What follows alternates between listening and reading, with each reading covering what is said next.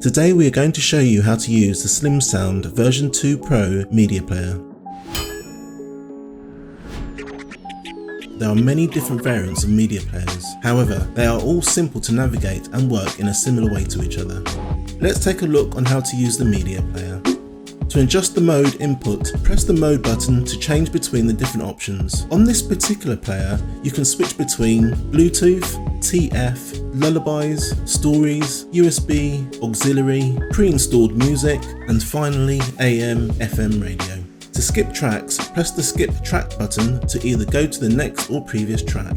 To adjust the volume, press and hold the skip track buttons. This will enable you to adjust the volume both up and down. To use the AM/FM radio, select using the mode button. Use the left and right skip track buttons to tune into a station.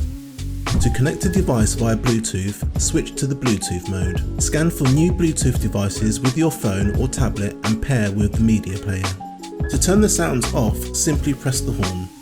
And that's it. That is how to use your media player in your ride-on.